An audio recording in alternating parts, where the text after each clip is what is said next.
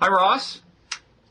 Hey, Bob. Sorry, I think we mistimed our click slightly, but I'm good to go. How are you? I'm doing well. How are you, aside from the click? I'm just excellent. It's a beautiful day here in Washington, D.C. Here too. And you've got a beautiful book coming out. Oh, well, thank you. It's very kind of you to say. Should I hold it up to the camera, or is that we can both do it? We can both do it at the same time. Okay. Ready, go. It's called Bad Religion.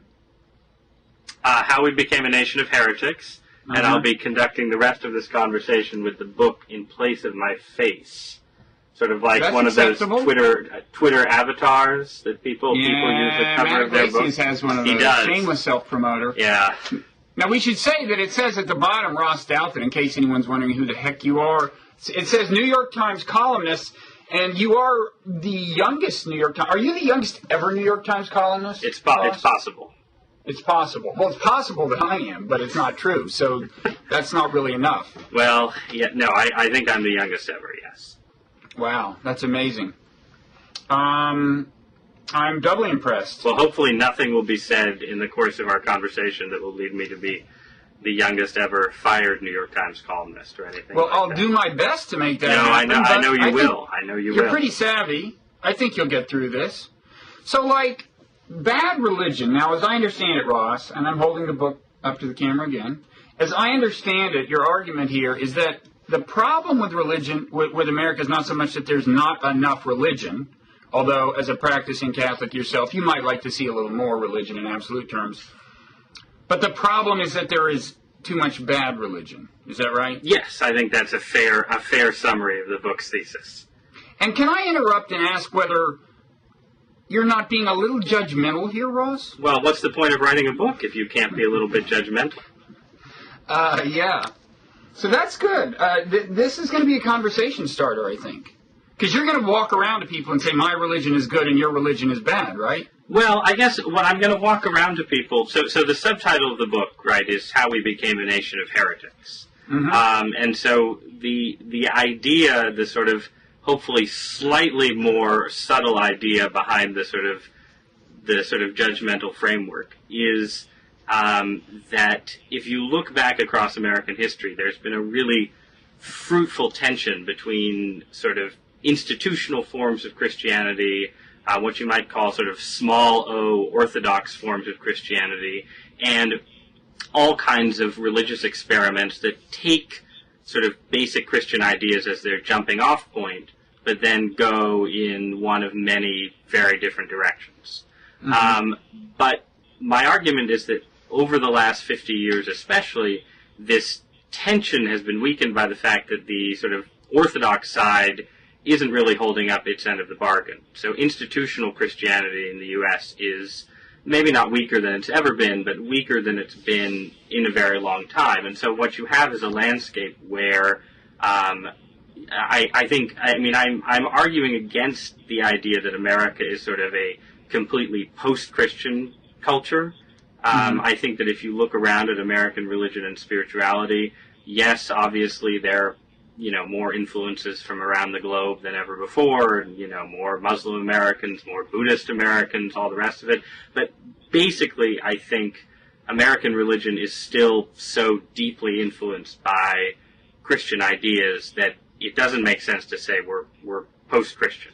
And maybe I should add that the religions you're defining as bad have that in common, right? They are in one sense or another Christian in your view. It's not like you're saying Christianity's good, Islam bad. You're talking about what things that can be described as variants of Christianity, if in a loose sense. Right, and sometimes that's true. That's clearer than others. So I have a chapter on the prosperity gospel, for instance, and figures like Joel Osteen and so on, who would explicitly identify themselves as Christians. But then I also have a chapter on the sort of what I call the God within, which is sort of therapeutic religion, the religion of sort of self-help, and encompasses figures ranging from Oprah Winfrey to Elizabeth Gilbert, the author of Eat, Pray, Love, to writers like Eckhart Tolle and Deepak Chopra and so on. And those people would probably not self-identify as Christians and would be more likely to say, well, they're taking a sort of global perspective on religion. But part of my argument is that even the people who are sort of taking this self-consciously global perspective and so on, they still can't get away from Christianity in some form, from the figure of Jesus. They keep, someone like Chopra keeps writing books about Jesus, and so on. So I think the influence of Christianity is strong even over figures who don't self-consciously define themselves that way. Okay. But so the underlying idea is not that sort of orthodoxy is always good and heresy is always bad. The idea is that if we've always been, the subtitle is A Nation of Heretics. Obviously, we've always been a nation of heretics, but we've also been a nation of more orthodox believers as well. And as that balance has disappeared, and as sort of heresy of various forms just has the field to itself, that's the kind of religion I'm characterizing as bad. It's sort of heresy without an orthodoxy to push off against and to sort of be tested by. Okay, so I do want to get back to some of these specific people and the specific forms of religion they represent and let you have at them. But first, why don't you give us an example of when things were working better in your view? In your view, back in the 50s, I guess, was kind of the most recent kind of golden age in your paradigm, right? Right. I mean, obviously there are no true golden ages and so on. That sentence is actually literally in the book. But of course, that's also that's the hedge that every author makes before he goes on to say. But actually, things were better in 1957, and I think things were better for American Christianity played a more constructive role in American life in the 40s, 50s, and early 60s. Both a constructive sort of communal role as a source of sort of basic, civic association, sort of social solidarity and so on, and also a more constructive prophetic role as sort of a force that was capable of sort of calling on the nation to live up to its ideals in a way that didn't just seem sort of partisan and sectarian. I think you can see this in the role that Christianity played, institutional Christianity played in the civil rights movement in that era. I think American Christianity was in better shape, and religion's influence on the culture was healthier at that point than it is today.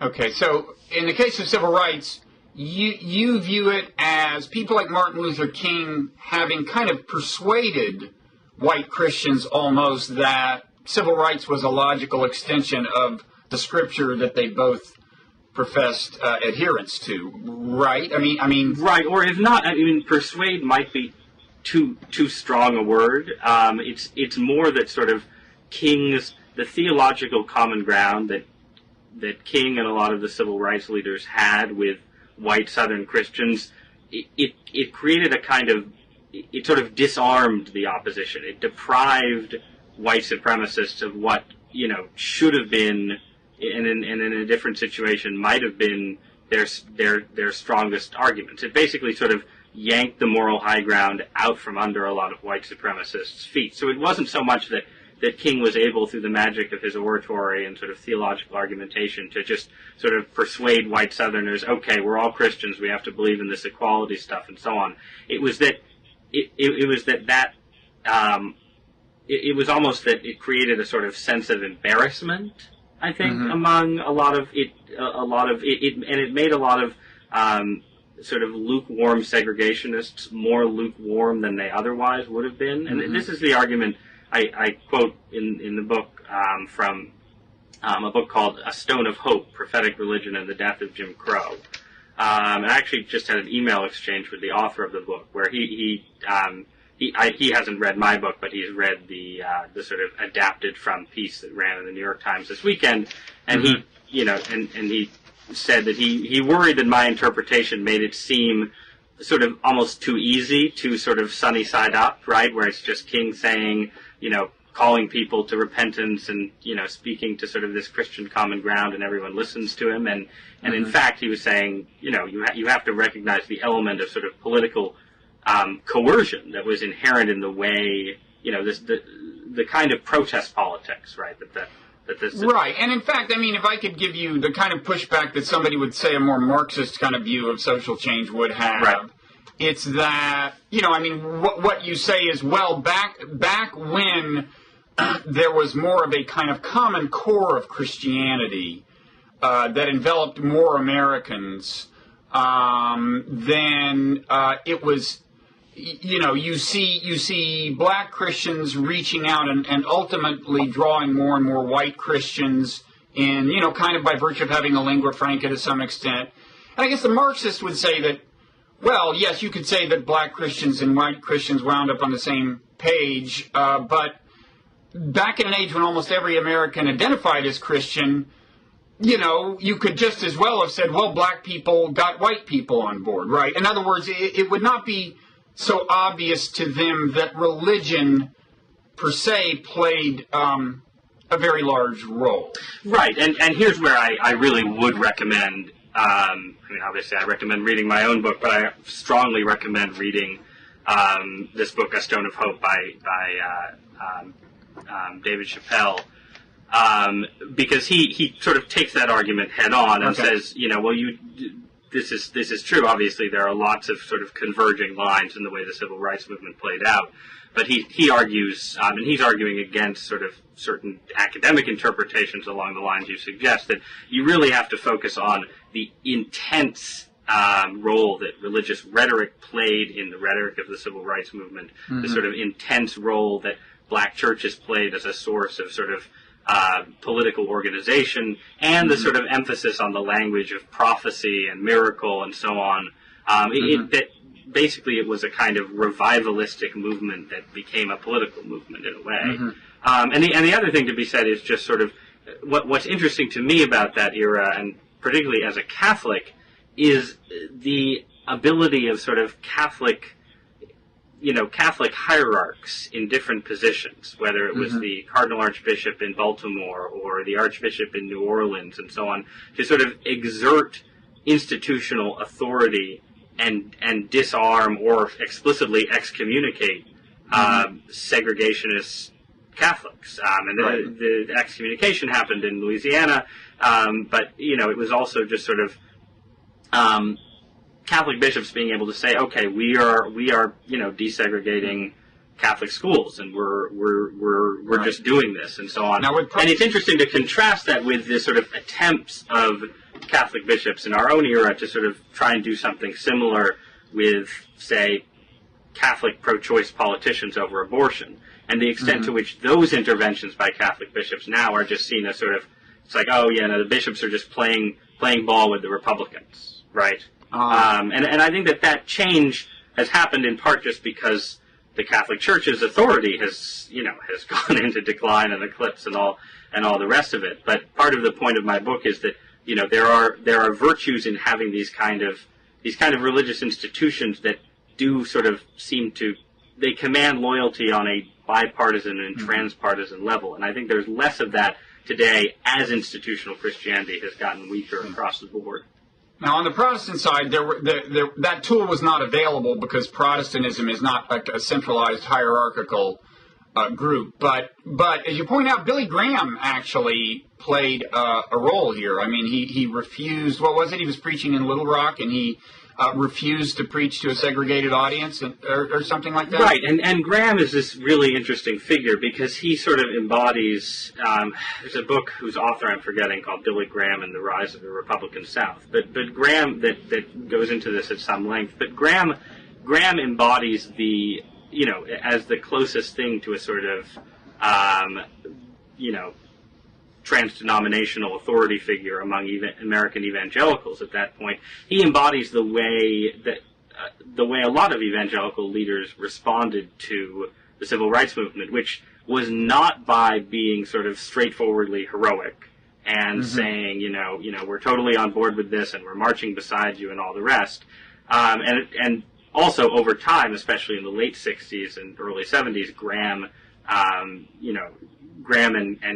and really, really cooled towards the civil rights movement. But in the 50s and early 60s, it was this sort of lukewarm endorsement, you might say.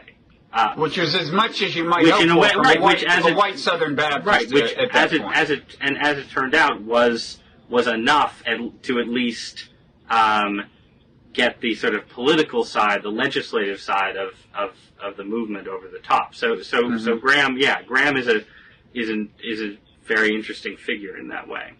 Okay, so then fast forward, and you've already alluded to this, the idea that when the Catholic bishops try to weigh in, they don't have the same authority. There's but you know, or they're viewed as Republican operatives, maybe. Right. But again, I mean, what the Marxists might say about the current time is, well, these are just more fragmented, more partisan times generally, and yeah, some religious denominations are associated more with one partisan faction than another, and some are actually split by them. But you know, it's more that this is being refracted through religion, sure, and was being refracted through religion in the 50s. Was the general cohesiveness of a nation that had just been through a world war and had spent, had sort of a 30-year hiatus from mass immigration. Right. And look, all of that's true. And I mean, I think what I try and do in the book is sort of balance a certain, I think the truth about human history is a mix. It's a mix of sort of economic factors, social factors playing a determining role, and individual actors and individual choices sort of pushing things in one direction or another. And so, for instance, in my account in the book of what happened to American Christianity in the 60s and 70s, it's not a Marxist account, but it does try and lay a strong stress on sort of deeper structural factors. I think, in a lot of literature from especially religious conservatives on this stuff, there's a tendency to really focus in on say, okay, it was Hugh Hefner, and it was Betty Friedan, and it was Fear of Flying, and it was Kinsey, and these sort of ideologues of sexual revolution who undercut Christianity in America. And I don't spend a lot of time on those sort of particular personalities because I think, overall what happened to Christianity, the declining credibility of the institutional churches, the declining credibility of sort of the traditional Orthodox synthesis, you do really have to look at structural factors. And, the biggest one is the sexual revolution, but I also spend a lot of time talking about the role that just sort of mass affluence plays in sort of undercutting, Christianity is a religion that's very focused on asceticism. It's very focused on sort of, it's not a religion for the poor necessarily. And there are strong arguments that it attracted a lot of its early adherents among the Roman Empire's middle class and so on. But it's always been a religion that places a strong emphasis on, the suspicion of wealth, let's say. Right. And that's a harder sell in a much richer America than it was in an America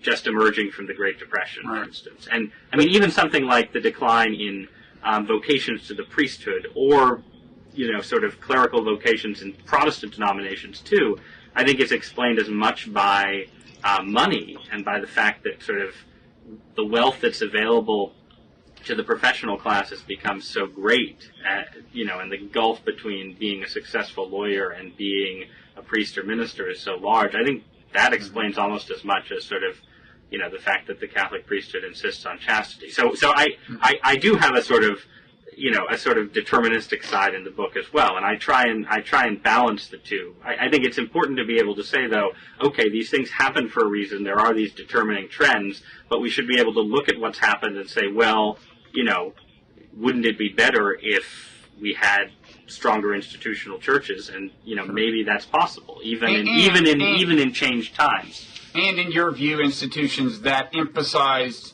certain basic tenets, including the one you just alluded to, a certain suspicion of wealth. So you would like to see in the current age more kind of, I guess, agreement among people who call themselves Christians or draw on Christianity about a few basic values and even theological propositions. And one of them you mentioned is a suspicion of wealth. Is that right? I mean, you have in your mind. I think a moral suspicion of the corrupting influence of great wealth is essential to Christianity. I think it's impossible to read the Gospels without having that suspicion. And I think it should be possible. I mean, I'm a political conservative who comes at politics with a skepticism of government programs, government interventions, and so on. But I think it should both be possible for conservative Christians to do two things.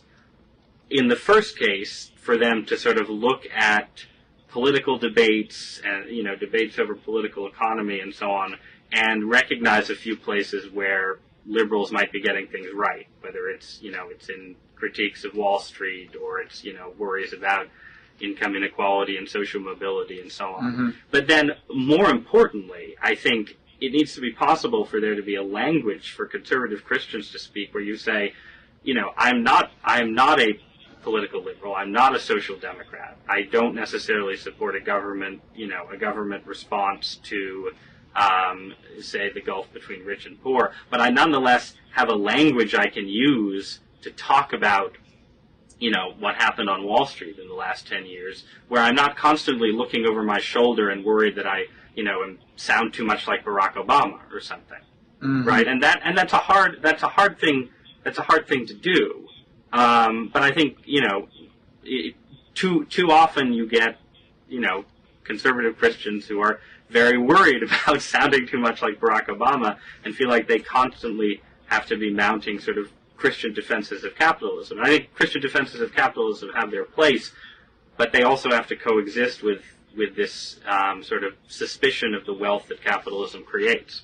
Right. The famous Bible verse being that a rich man's chances of getting into the kingdom of heaven are the same as a camel's chances of passing through the eye of a needle or something, right? Right. And, there are people who finesse that by saying, well, there was a gate in Jerusalem that was called the Eye of the Needle, and so it wasn't, it was really crowded, and, so the camel had trouble getting through. But I mean, Jesus in the Gospels speaks in these kind of absolute terms about, it's not just about wealth. I mean, when he's talking about sex and lustful thoughts and so on, he's talking about plucking eyes out and all the rest of it. And Christianity has never said that if you actually look at a woman lustfully, you should turn around and pluck your eyeball out. And I think similarly, Christians don't have to say, well, if you're rich, you're damned.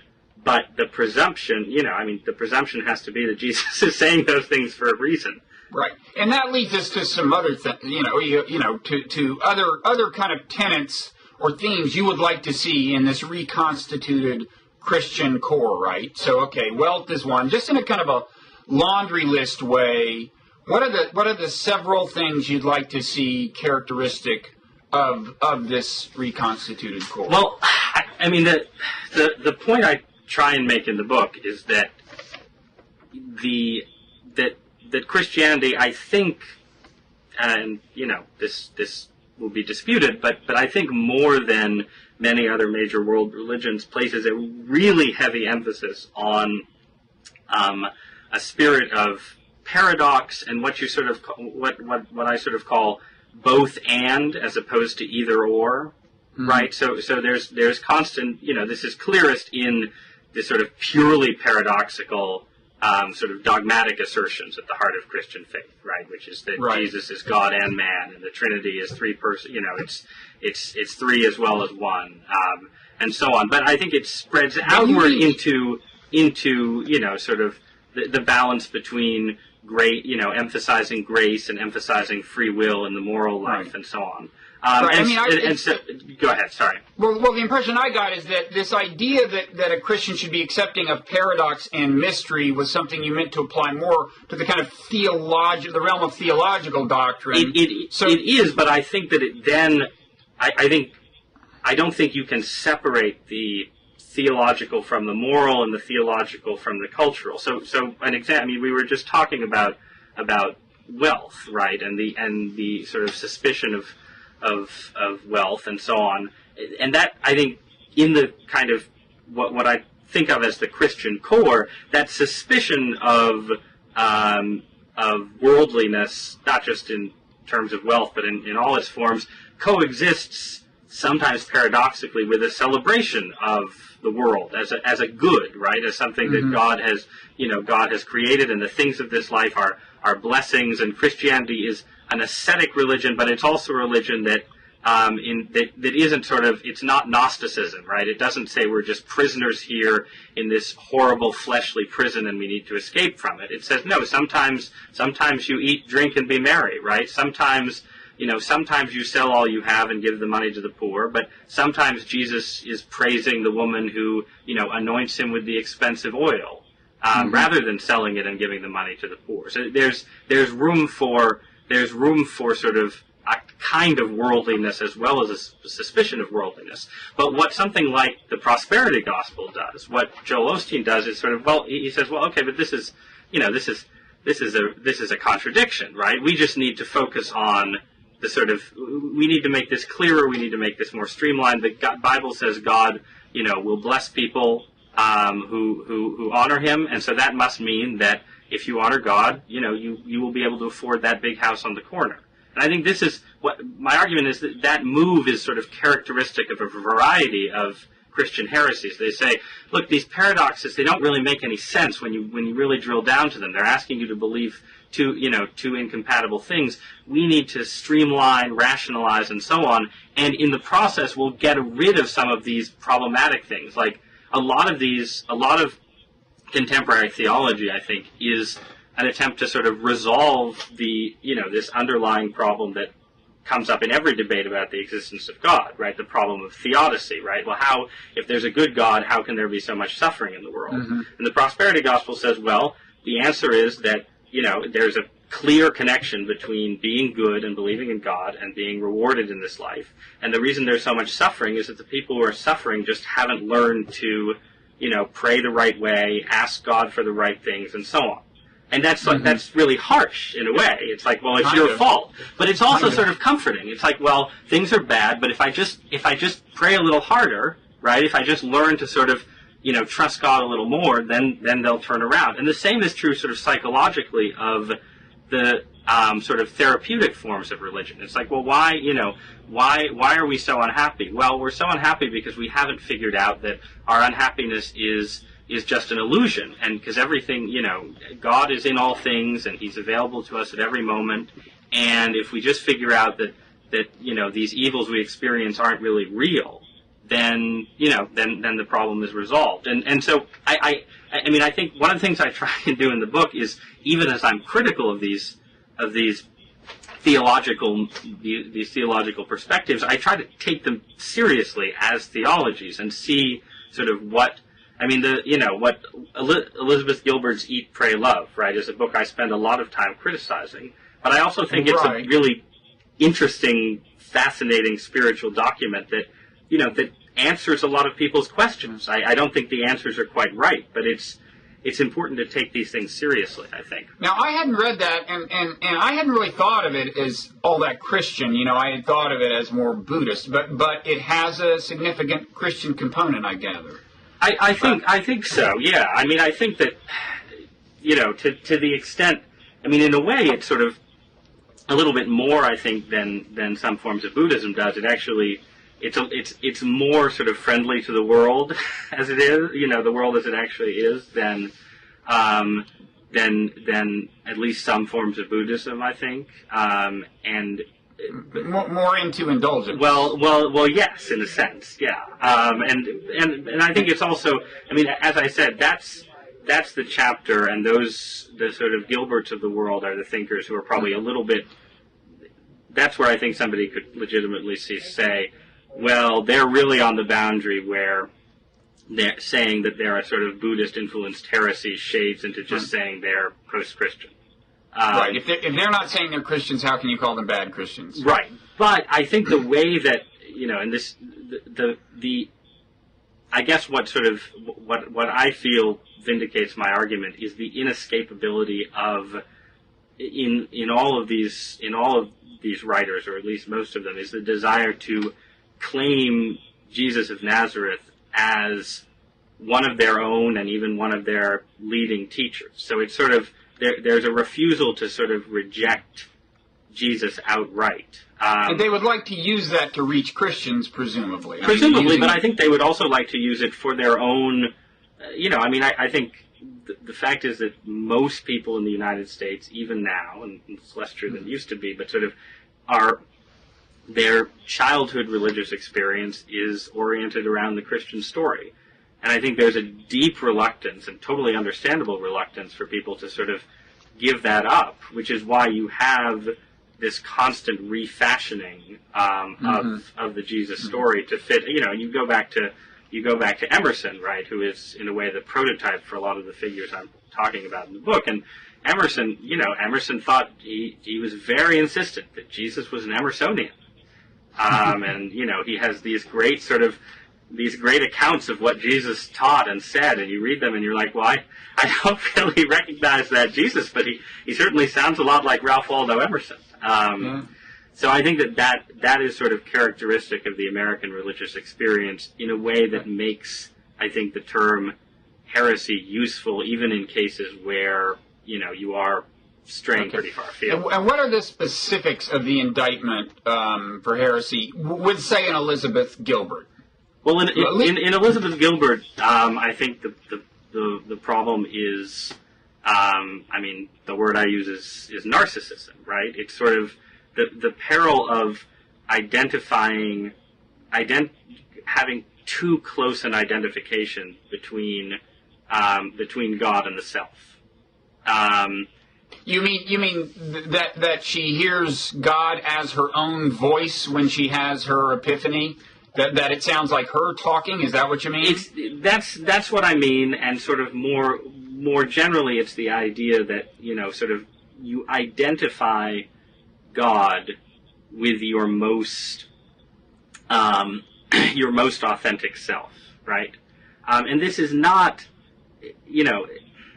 again, and this is again where I think the term heresy is useful. These, religious boundaries are blurred, and it's very possible to find in Christianity places where you have this idea of sort of theosis in the Eastern Orthodox tradition, right? It's the idea that God became man so that man could become God, right? And so this identification between the human and the divine is there in Christianity, but it's, I think, balanced, or traditionally balanced, by this heavy emphasis on the idea that no matter what kind of mystical experiences you're having, and no matter what kind of sort of intense identification you feel between yourself, God, the universe, and so on, that isn't a license for abandoning sort of basic moral duties and your sort of obligations in this world to one another. And I think Gilbert's story is a sort of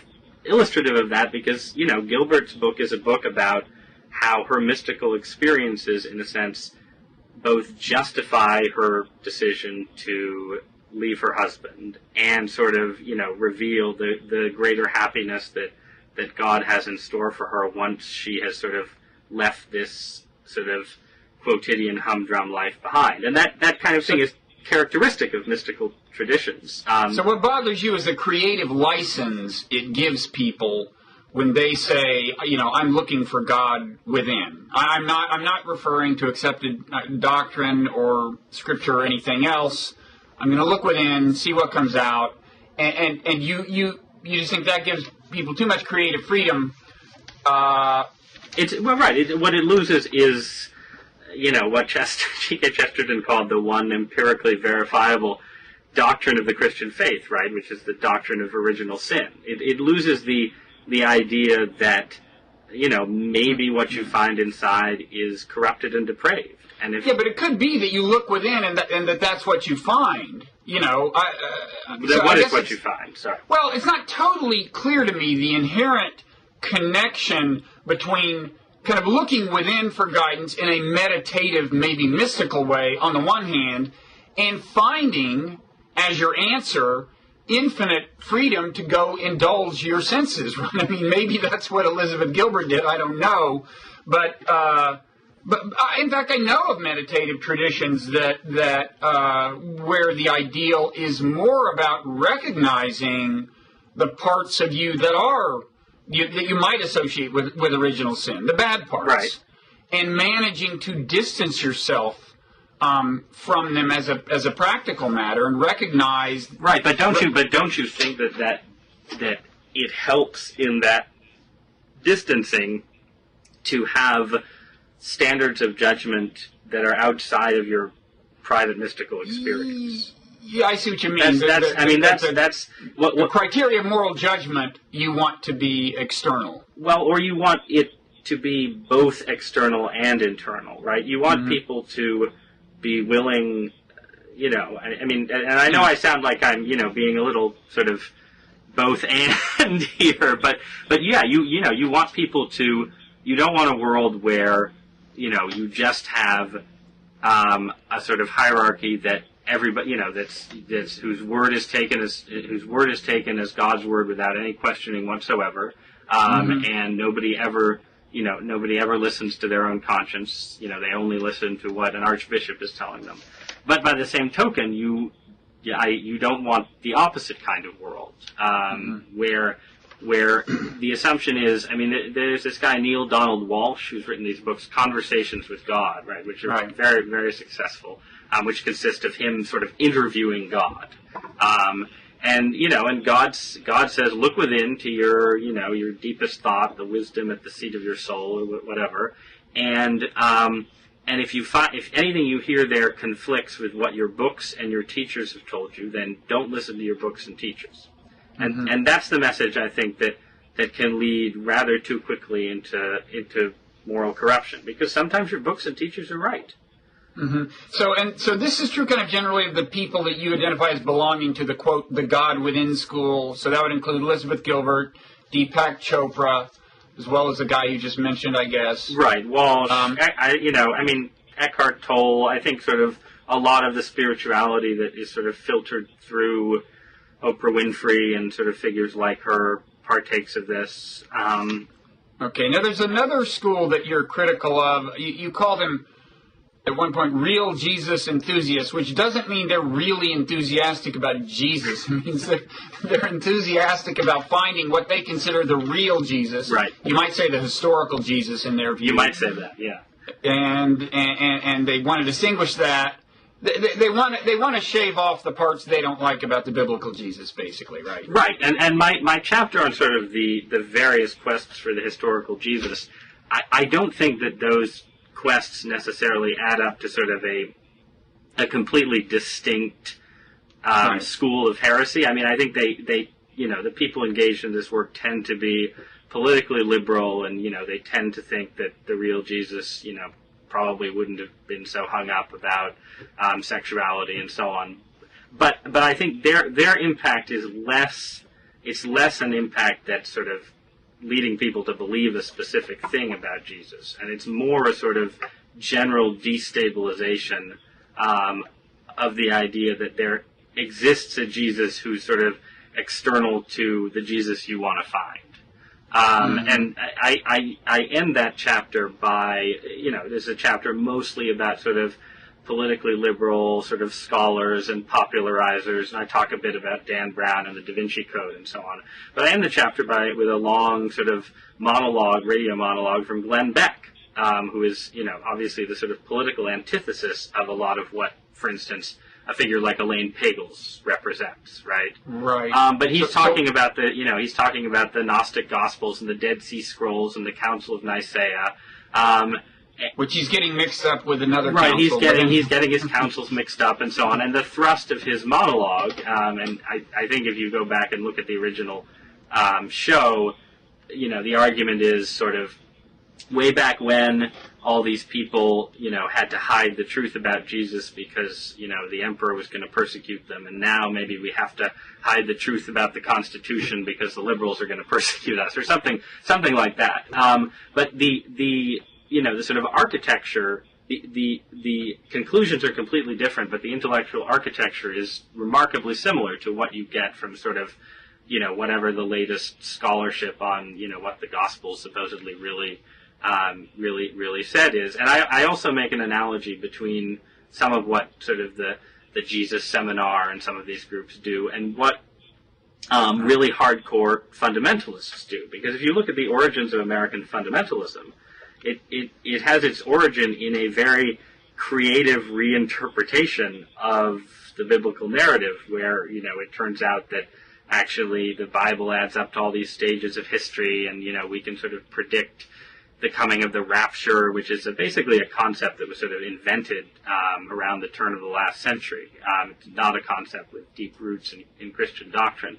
And so you have these, you have this weird parallel where, you have sort of liberal scholars and fundamentalists both engaged in this kind of creative reworking of the Old and especially New Testament narratives, and you end up with, I think there are actually a lot of parallels between the Da Vinci Code, which is sort of a left interpretation of Jesus, and the Left Behind novels, right, which is a similar kind of creative reinterpretation of Scripture that just ends up having sort of right-wing, Republican-friendly implications, or a certain kind of Republican, I should say. Now, does Dan Brown consider himself a Christian? The authors of the Left Behind novels. They do. I don't think Dan Brown considers. I think Dan Brown would say, based on what he's read, that he's a theist who thinks Christianity would have a lot to offer the world if it could just sort of get over its sort of some of its absolutisms and all the rest. So he probably wouldn't self-identify as a Christian. But again, he's he can't stop writing about Christianity, and it's deeply important to him that the sort of the truth of Jesus' life vindicates his theological premises. He can't get away from that idea. Now, you mentioned Elaine Pagels. The Gnostic Gospels is on your list of heresies, right? Which is, I guess, something you have in common with the early church, come to think about it. I mean, Gnosticism is it's one of the heresies of Christianity, right? And what Pagels and others do is say, well, who are you to call it a heresy? In fact, it was one of, if a few events had fallen out differently, we would all just be reading the Gnostic Gospel of Thomas, and nobody would even really care about the crucifixion or something. Right. And, I think that that's sort of rubbish as history for reasons I go into in the book. But I think that there's been this dynamic between Gnosticism, which tends to emphasize the sort of more purely spiritual aspects of Christianity, and Orthodoxy, which tends to be more focused on the fleshly aspects of Christianity, and and that goes all the way back to the beginning and is with us today. And sometimes, and Gnosticism is interesting because you can go in two different directions with this idea that this sort of pure spiritualism. You can become very sort of hyper moralistic, right? You can say everything associated with the flesh is corrupt, and we need to be incredibly ascetic and swear off, not only sex outside of marriage, but sex inside marriage too, and so on.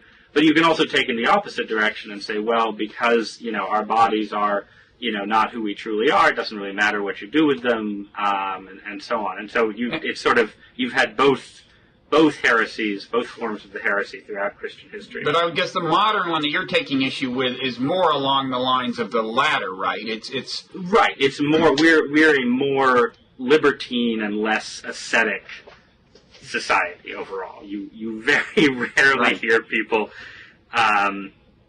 arguing that married couples shouldn't have sex with one another. I mean, the other variant of Gnosticism is kind of like the doctrine of original sin, right? I mean, the idea that so long as we are embodied in flesh, right? We have this really nasty stuff that we have to combat 24/7, right? Right. And in that sense, I mean, again, it's sort of what I was saying earlier about the sort of looking for a solution to the problem of evil, right? So Christianity has the doctrine of original sin, but it also says that this world in which we find ourselves, in which our wills are corrupted and we keep sinning and so on, is still a world. The world as a whole is a good thing created by a good God. Right, and that is sort of problematic for a lot of people. So Gnosticism, especially in its early variants, which tended to sort of layer on mythologies, said, no, look, the world itself was created probably by a sort of lesser god, a sort of screw-up kind of god, or a malignant kind of god or something. And so there's a true God out there, and Jesus is probably his emissary, and we need to escape to this true God, but we're letting that true God off the hook for our suffering, right? Right. And so, but that's also why the Gnostics tended to be less interested in the crucifixion, because that aspect of Christianity, I think, it's not a sort of logical answer to the problem of evil in the world, but it is a sort of emotional answer to the problem, where it's sort of like, this image of God himself sharing in human suffering, I think is sort of crucial to how a lot of Christians think about the problem of evil. Well, and it's a kind of a settling of accounts of good and evil, in a sense. Right. It is right. It's a restitution. It's a restitution of order in the context of this world, rather than a sort of, rather than saying, well, everything will be. I mean, it's part of sort of Orthodox Christian theology is the idea that, we aren't just going to sort of live in heaven as disembodied angels for all time playing on harps, that there will be a new earth as well as a new heaven, and that sort of our physicality will exist in immortality as well as mortality. And some of these Gnostics, unlike, say, a Dan Brown, would identify as Christians, I think, right? Some of the modern people who are identifying with the Gnosticism. Right, but I think Dan Brown, but to amend that, again, I don't want to speak for Dan Brown, but from reading his books, I think he might say, well, if Christianity meant the sort of the Jesus of at least some of the Gnostic writers, then I would feel comfortable identifying as a Christian. Okay, so there are people who you think you might say, to oversimplify slightly, are erring to the right, and like the gospel of prosperity people, and people who are erring to the left, you might say. You can go ahead and jump in and correct me now if that's too simple a version of. No, that's that is the simplified version. And you would like them to quit, and so sure, yeah. What is your hope for the future? And again, one thing you're hoping to address is the kind of fragmentation and tribalism that besets America, at the political level. Right. Not just at the religious level, but you think it would help to have a more coherent center at the religious level. Yeah, I'm not. We were talking about sort of determinism, and I'm enough of a sort of socioeconomic determinist that I'm not sort of wildly optimistic about the prospects for a revived orthodoxy, a sort of revived institution, a really strong institutional Christianity over the next couple generations, because of the sort of deeper trends that you've been talking about. We're in a nation of 300 million people.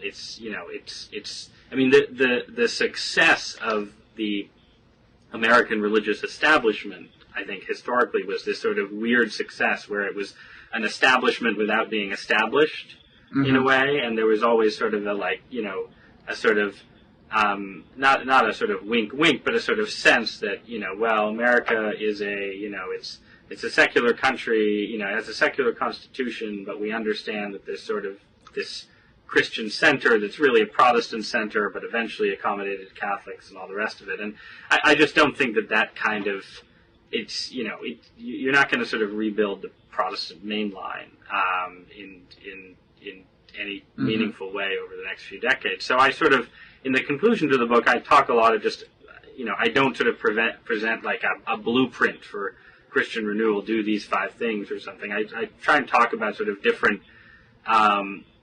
experiments, and sort of, there are people who think, well, the answer is for the Christian churches to just sort of shrink to a creative minority that can, that wouldn't aspire to represent a sort of center in American life, but could represent a sort of more authentic Christianity that would play a kind of, salt of the earth, leaven in the loaf kind of role. And then you have people, evangelicals and Catholics who are very focused on the idea that, no, there is still an American elite that sets a tone for American life in, Manhattan and Los Angeles and Washington and so on, and that it's important to have more more serious Christians in that elite, more, whether it's in, the movie business or in politics or in business or wherever, and that if you have people who take their faith seriously in those positions, you'll have a more positive Christian influence on American life. And so, in that regard, I talk about figures like Tim Keller, who's the pastor of Redeemer Presbyterian Church in New York, right, which is this sort of, sort of traditionally Presbyterian, not really sort of lukewarm or mushy Christian church that has a, ministry to the professional classes in New York and sort of explicitly sees itself as its mission to sort of, influence sort of thought leaders and, leaders in society and so on. And so, so that's another sort of model for thinking about, what Christianity should do. I think my own, I don't know if I stress it that heavily in the conclusion because I hadn't yet read Charles Murray's Coming Apart when I was working on the book. But I think that the failure of institutional churches to play a really, a sort of a positive role in the life of the American working class, especially now, and not just the white working class, but also in terms of sort of recent Hispanic immigrants and so on, I think is one of the striking failures of Christianity in the United States, and I think one of the striking factors in a lot of the trends that, liberals see through a liberal paradigm of inequality and conservatives see through a conservative paradigm of social breakdown. But either way, there is, I think, clearly these sort of social issues in the lives of downscale Americans, the sort of decline of marriage, the decline of social joining of all kinds, and so on. Mm-hmm. And that is a place where, whatever form it takes, you would want the churches to be there, I think, a little bit more than they are. Like, if you look at the last 25 years in American life, we sort of stereotype and say, well, college-educated people are more secular and working-class people are more religious and conservative. And that's less true than it used to be. And the working class is becoming secularized, not in a sort of, they're all reading Richard Dawkins kind of way, but in a sense that, they're just sort of drifting away from institutions of all kinds and sort of losing touch with religion along the way. Well, so those are places, but again, that's not sort of I don't have a blueprint for what the churches should do, but it's more sort of like those are some of the areas that they should be thinking about. Yeah, and as far as secularization goes, I mean, you say on the one hand, well, secularization per se has not been the big problem in recent decades because people continue to be religious in one sense or another. But a counter-argument would be that if you look at the forms of religion that they are adopting, more mystical forms, maybe less theistic, that is a de facto secularization, a kind of response to the threat from science, even if it doesn't go all the way to pure secularization. Yes. Yeah.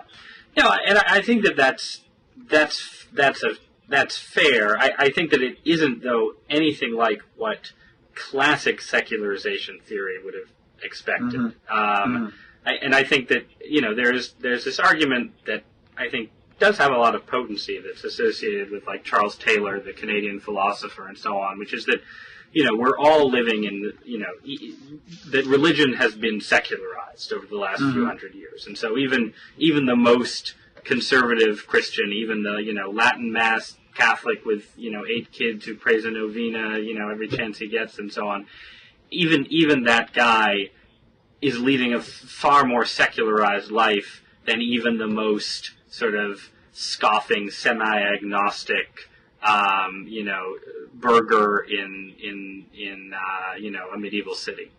Right. And I think that's fair. That's probably true. But when people talk about secularization in the 20th century context, I think they assume something that's stronger, right? Something that does away with belief, prayer, a sort of, expectations of the miraculous, religious experience, and so on. And that, I think, hasn't happened at all in American life. In fact, I think if you can find polls that show, more Americans report having self-described spiritual experiences now than did when institutional Christianity was stronger in the 40s and 50s. You can run down a long list of sort of markers of some kind of religiosity. So in that sense, yeah, if you make the secularization thesis soft enough, then I buy it. But I think particularly for conservative Christians who were sort of really focused on, I think in part because of Marxism and the sort of militant atheism of communist regimes, I think there was a lot of conservative Christians, especially in the 70s, were really focused on sort of the idea that you would have the state sort of hostile to religion qua religion. And that society would become hostile to religion qua religion and so on. And I don't see that happening. I don't even see that happening in sort of arguments like the argument that the Obama White House is having with the Catholic bishops. I think that it's the Obama White House versus Catholicism maybe, but that's different from saying, well, this is the Obama White House pushing outright secularization. Right. But again, these kinds of definitions are a bit fluid. But I feel like there's been this cycle where first you had sort of secularization theory was dominant, then you had a ton of pushback driven by everything from the rise of the Christian right to militant Islam on a global scale and so on, and the book God is Back by the two economist guys, Micklethwaite and Wooldridge and so on, and so I'm trying to qualify both ideas, right? I'm saying, yeah, on the one hand, secularization theory in sort of the harder sense was probably wrong. But on the other hand, the secularization theorists weren't wrong to see something fundamental shifting in the 60s and 70s that's still shifting today. And that shift is the decline of institutional Christianity in the American and Western context. Okay. So here's the book. Now we're taping this before the publication date. So this is the period known in the publishing industry as the calm before the calm. Are you apprehensive? Apprehensive? You could take some heat for this book, couldn't you? Well, yeah. I mean, no, I'm not apprehensive. I think that I would expect to take a fair amount of heat for it, and I think that's totally legitimate, and hopefully I'm man enough to take it. Yeah, I mean, I expect to. I mean, look, and as you know, as an author of books about fraught topics yourself, you want to take a certain amount of heat. You do want some heat. You just don't want to take nothing but heat. Yeah, you do want to launch a vicious attack on Elizabeth Gilbert. Yeah, but I wouldn't expect, well, maybe I shouldn't say this. Maybe this will inspire her to do it. I would be very surprised if Elizabeth Gilbert decided to respond to me directly. She's been on Blogging Heads, Well, if she, I would obviously welcome, if Elizabeth Gilbert would like to attack me viciously in return, then I think that would be a good thing for dialogue in America. and the healing. And the healing, right, and then the healing can begin, exactly. Which is what this book is really about, is the healing process that we want to begin. Right, first you have the crucifixion, and then, Right, and that would be your job, to get crucified, right. And then the healing can begin. Yes, well, I will, yeah, I guess Jesus bears the wounds even after the resurrection, though, so... all right. Well, that's a pretty blasphemous. We've reached a pretty blasphemous note to end on, I should say here. I knew you would eventually get me to a position where I was comparing myself to Christ on the cross. It was only a matter of time. I told you you would regret something that happened in this conversation, and I saved it for the end. Well, thank you, Ross. Congratulations. It's a very good book, and I think it has all the makings of something that's going to get you attacked, which is great. All that one can dream of. Will be much discussed. Excellent. Well, thank you for not attacking me in the course of this conversation and sort of getting my feet wet for what is to come. This is just phase one. I'll be back. Excellent. All right. I look forward to it. Okay. Thanks, Ross. Thanks, Bob. See ya. Yeah.